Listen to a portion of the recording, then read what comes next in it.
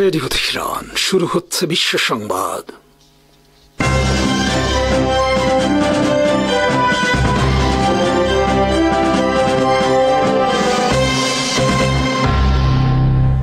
শুরুতেই সংবাদ শিরোনাম। আসসালামু আলাইকুম। চীনে এক মঞ্চে শি পুতিন মোদি নতুন বিশ্ব ব্যবস্থার সূচনা, নজর রাখছে ওয়াশিংটন।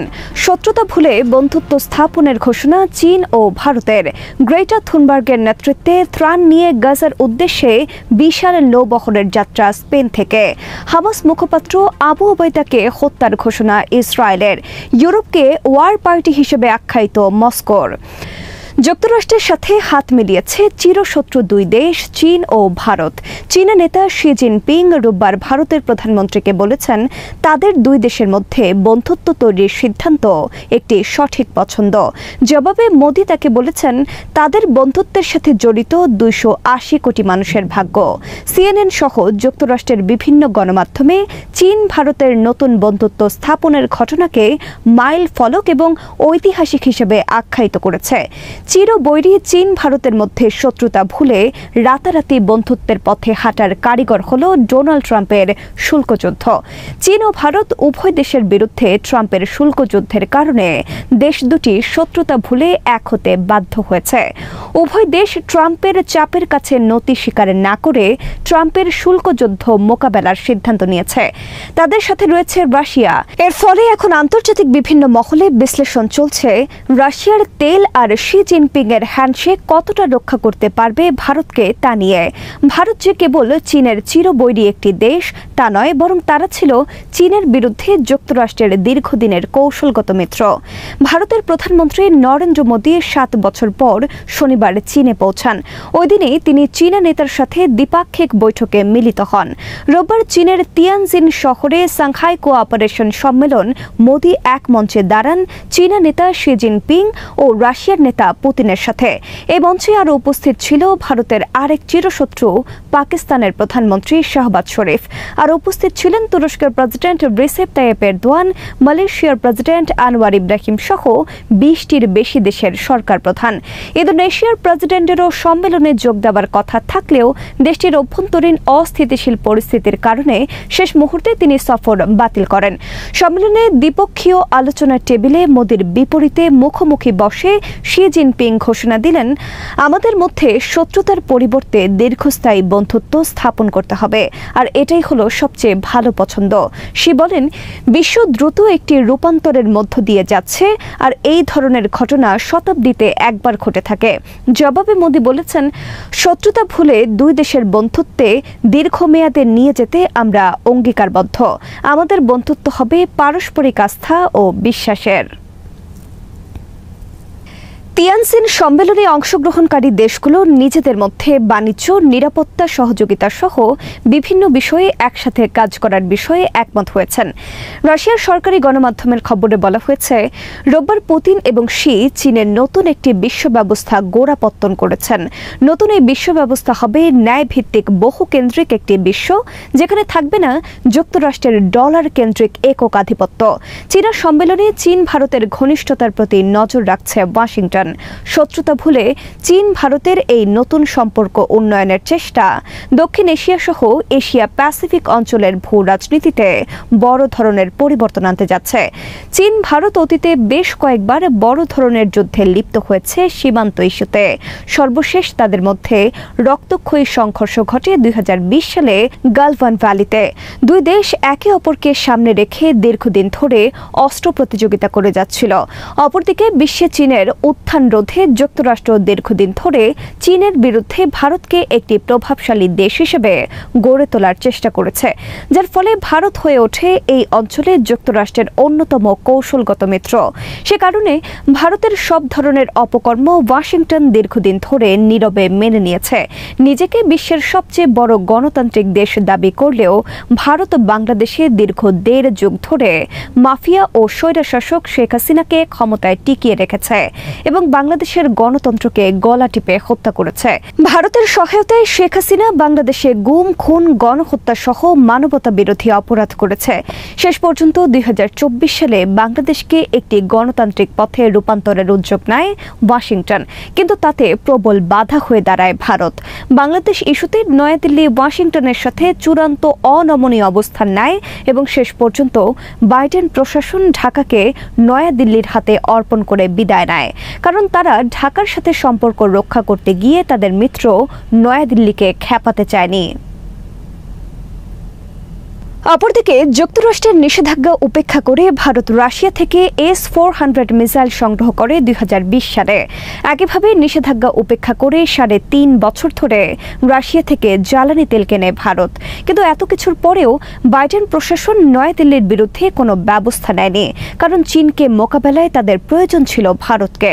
কিন্তু শেষ পর্যন্ত ট্রাম্প প্রশাসন এসে ভারতকে তুড়ি মেরে উড়িয়ে দিলেন।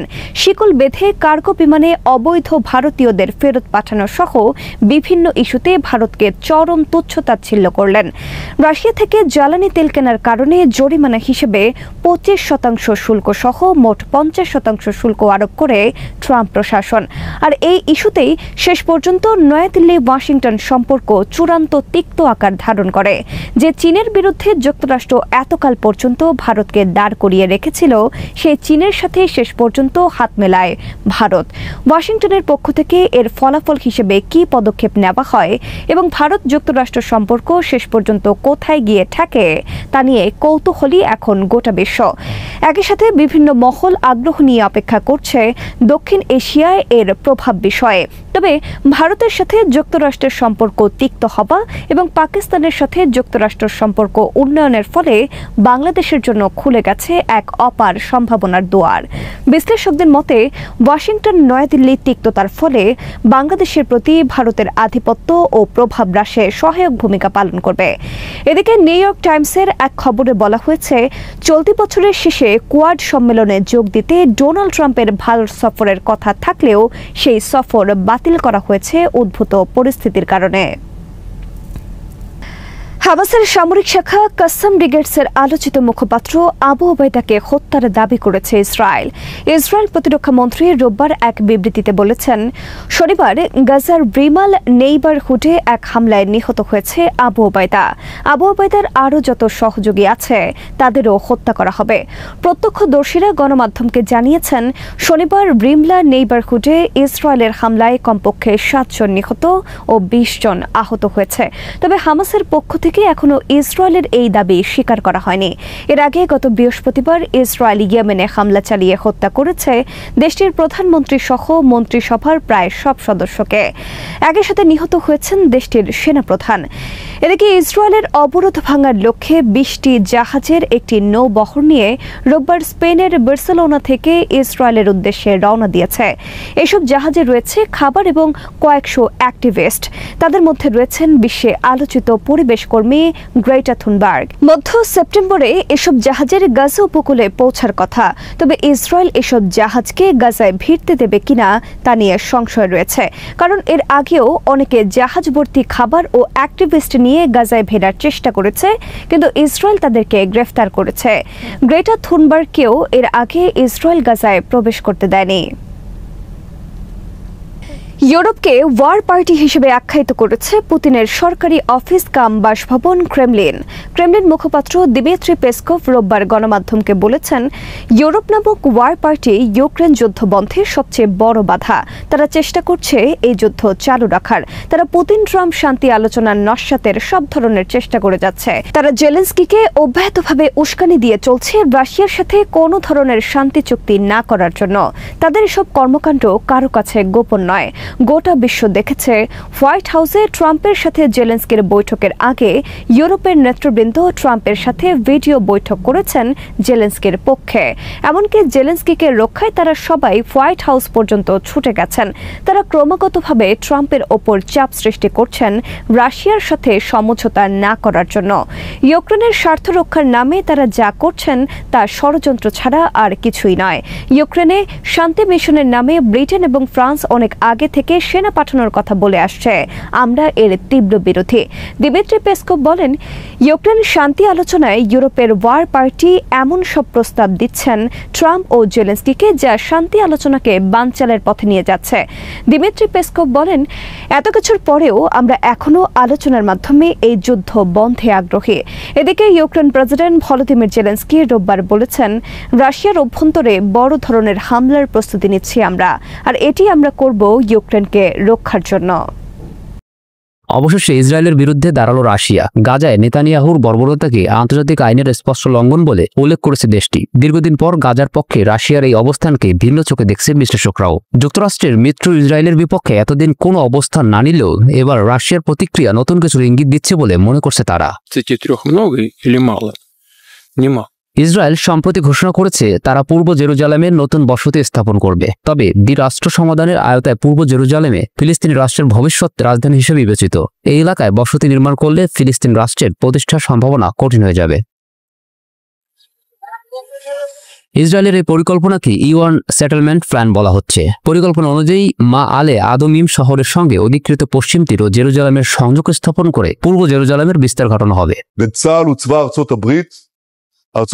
রাশিয়ার পররাষ্ট্র মন্ত্রণালয়ের মুখপাত্র মারিয়া জাখারোভা শুক্রবার মস্কোতে সাংবাদিকদের বলেন, অধিকৃত ফিলিস্তিনি ভূখণ্ডের পরিস্থিতি অত্যন্ত নেতিবাচক দিকে এগোচ্ছে এবং এটি গভীর উদ্বেগের কারণ। ইওয়ান এলাকায় বসতি নির্মাণ ফিলিস্তিনি রাষ্ট্রের ভূ সম্পর্কিত সংহতিকে ব্যাহত করবে, যা আন্তর্জাতিক আইনের আলোকে ফিলিস্তিনি রাষ্ট্রের টিকে থাকার জন্য অপরিহার্য। তিনি আরও বলেন, এই প্রকল্পটি ২০ বছর আগে তৈরি হলেও আন্তর্জাতিক সম্প্রদায়ের সমালোচনার কারণে বারবার স্থগিত হয়েছে। আমরা আশা করি এটি শেষ পর্যন্ত বাতিল হবে, যাতে দুরাষ্ট্র সমাধানের সম্ভাবনা সংরক্ষিত থাকে। জাকারোভা গাজা অঞ্চলের সাংবাদিকদের উপর আঘাত ও নাসের মেডিকেল কমপ্লেক্সে ইসরায়েলি বিমান হামলার ঘটনা উল্লেখ করে বলেন, ২৫ আগস্টে এই হামলায় অন্তত ২০ জন নিহত হয়েছেন, যাদের মধ্যে ৫ জন সাংবাদিক, রোগী ও স্বাস্থ্যকর্মী ছিলেন। এই ধরনের হামলা আন্তর্জাতিক আইনের স্পষ্ট লঙ্ঘন। তিনি নিহতদের পরিবার ও স্বজনদের প্রতি সমবেদনা জানিয়ে বলেন, গাজা অঞ্চলে অবিলম্বে শত্রুতা বন্ধ এবং ফিলিস্তিন ইসরায়েল সংঘাতের সমাধান প্রক্রিয়াকে রাজনৈতিক ও কূটনৈতিক পথে ফিরিয়ে আনা অত্যন্ত জরুরি। ইসরায়েলের সাম্প্রতিক এই উদ্যোগকে ঘিরে ফিলিস্তিনি জনগণের মধ্যে তীব্র প্রতিক্রিয়া লক্ষ্য করা গেছে। আন্তর্জাতিক সম্প্রদায় উদ্বেগ প্রকাশ করছে, কারণ পূর্ব জেরুজালেমে বসতি স্থাপন করলে শান্তি প্রক্রিয়া কঠিন হবে এবং দুরাষ্ট্রের ধারণা কার্যকর হওয়ার সম্ভাবনা কমে যাবে। জাকারোভা রাশিয়ার অবস্থান স্পষ্ট করে বলেন, গাজা অঞ্চলে শত্রুতা অবিলম্বে বন্ধ হওয়া এবং ফিলিস্তিন ইসরায়েল বিরোধ সমাধানের প্রক্রিয়াকে রাজনৈতিক ডিপ্লোম্যাটিক পথে ফিরিয়ে আনা আমাদের মূল লক্ষ্য। এক্ষেত্রে যে কোনো অসংযমিত হামলা আন্তর্জাতিক আইনের স্পষ্ট লঙ্ঘন। এদিকে ইসরায়েলের সঙ্গে সব ধরনের বাণিজ্য পথ বন্ধ করে দিয়েছে তুরস্ক।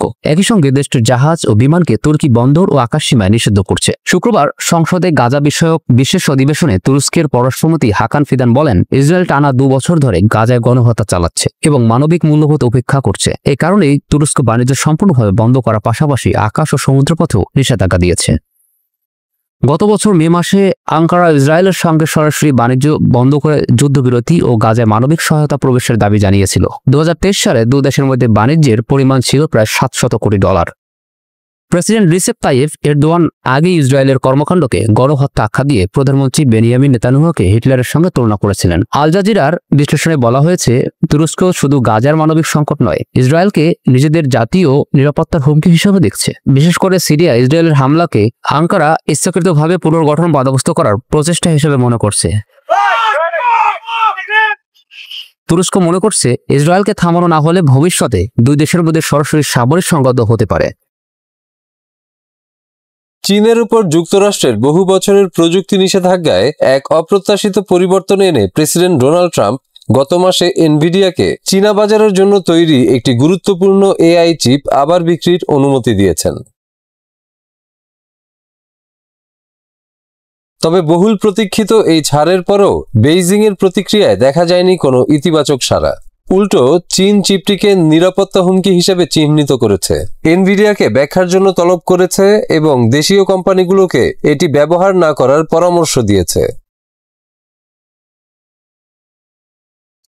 বিশ্লেষকদের মতে, চীনের এই ঠান্ডা প্রতিক্রিয়া আসলে তাদের আত্মবিশ্বাসের বহিঃপ্রকাশ। তাদের নিজস্ব চিপ তৈরির সক্ষমতা বাড়ার কারণে তারা এখন আত্মনির্ভরশীল।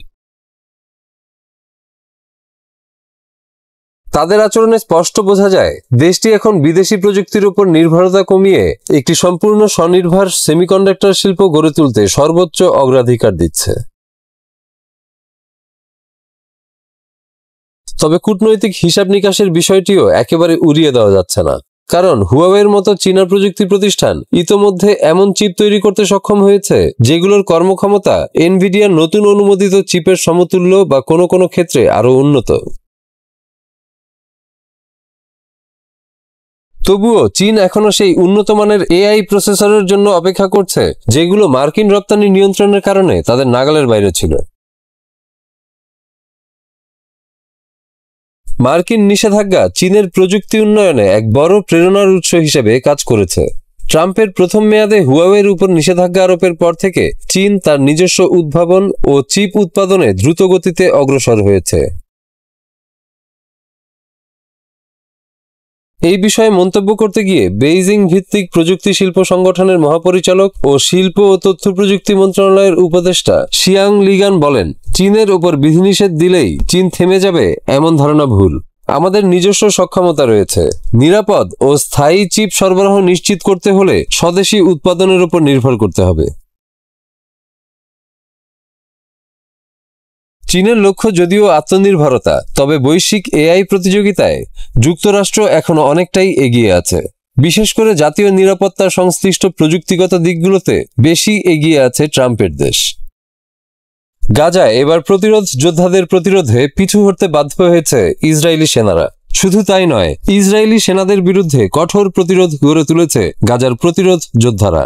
যোদ্ধাদের এই সাফল্যের বিষয়টি স্বীকার করেছে ইসরায়েলি গণমাধ্যমও।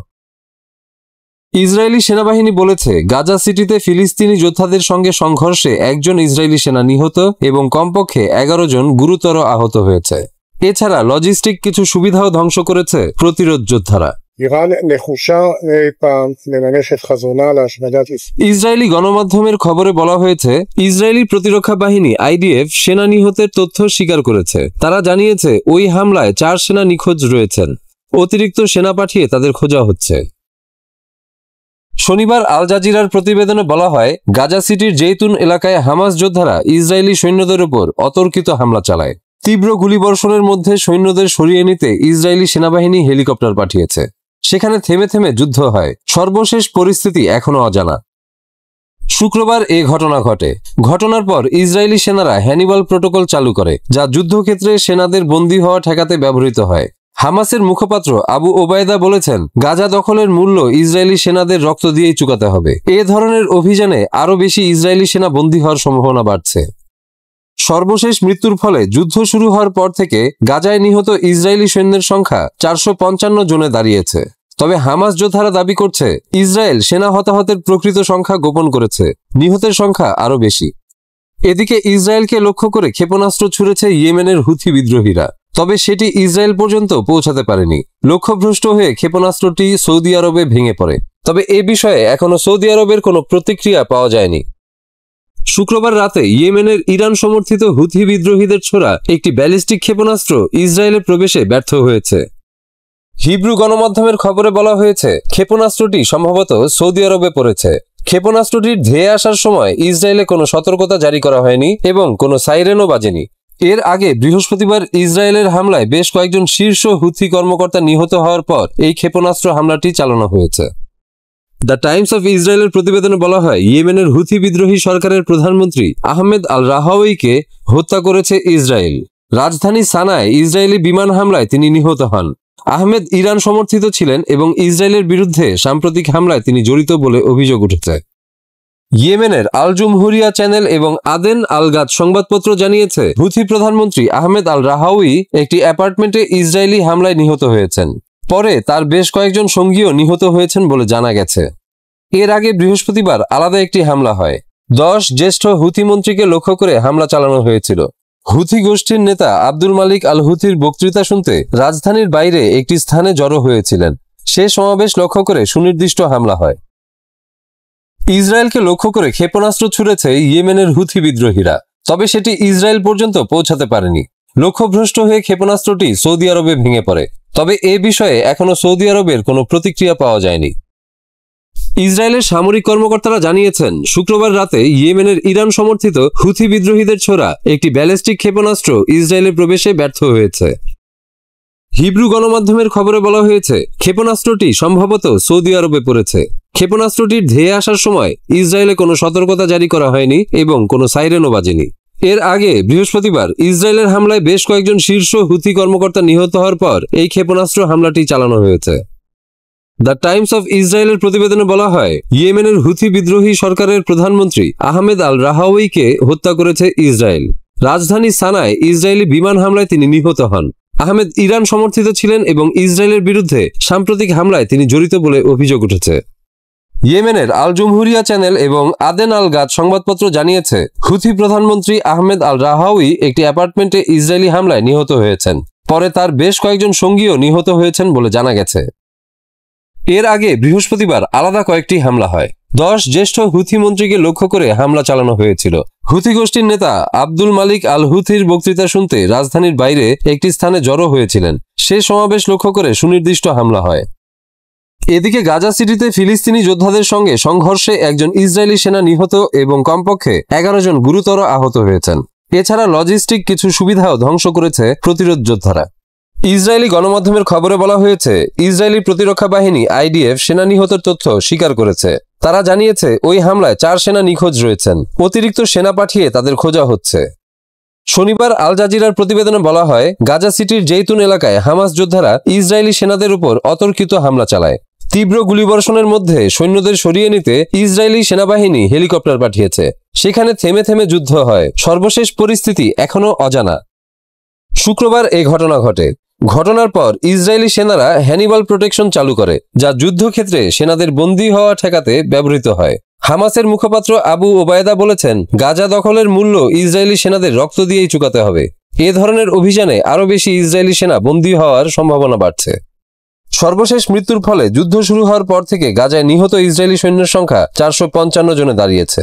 তবে হামাস যোদ্ধারা দাবি করছে ইসরায়েল সেনা হতাহতের প্রকৃত সংখ্যা গোপন করেছে। নিহতের সংখ্যা আরও বেশি। নরেন্দ্র মোদীর ওপর আরও চটেছেন ট্রাম্প, বাতিল করেছেন ভারত সফর। আর এমন খবরই দিয়েছেন মার্কিন গণমাধ্যম নিউ ইয়র্ক টাইমস। সংবাদ মাধ্যমটির খবরকে আমলে নিয়ে বিশেষজ্ঞরা বলছেন কেবল সফর বাতিল নয়, যে কোনো সময় ভারতের ওপর বড় ধরনের মার্কিন নিষেধাজ্ঞাও আসতে পারে। যুক্তরাষ্ট্রের প্রেসিডেন্ট ডোনাল্ড ট্রাম্প এবছরের শেষ দিকে ভারত সফরের পরিকল্পনা করেছিলেন, কিন্তু এ পরিকল্পনাটি বাতিল করেছেন বলে জানিয়েছে নিউ ইয়র্ক টাইমস। কোয়াড সম্মেলনে যোগ দেওয়ার উদ্দেশ্যে সফরটির পরিকল্পনা ছিল, তবে সেটা আর হচ্ছে না বলে জানিয়েছে মার্কিন প্রভাবশালী গণমাধ্যমটি।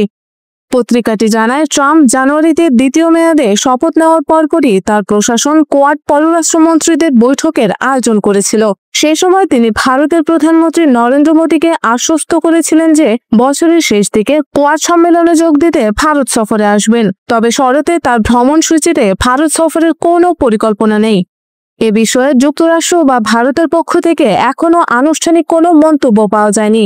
চলতি বছরের শেষ দিকে ভারতের কোয়াডভুক্ত দেশগুলোর সম্মেলন হওয়ার কথা রয়েছে। নিউ ইয়র্ক টাইমসের প্রতিবেদনে বলা হয়েছে সাম্প্রতিক সময়ে বাণিজ্য ইস্যুতে ওয়াশিংটন দিল্লি সম্পর্কে টানাপোড়েন এবং পাকিস্তানকে কেন্দ্র করে ট্রাম্পের মন্তব্য মোদির বিরক্তির কারণ হয়ে দাঁড়িয়েছে।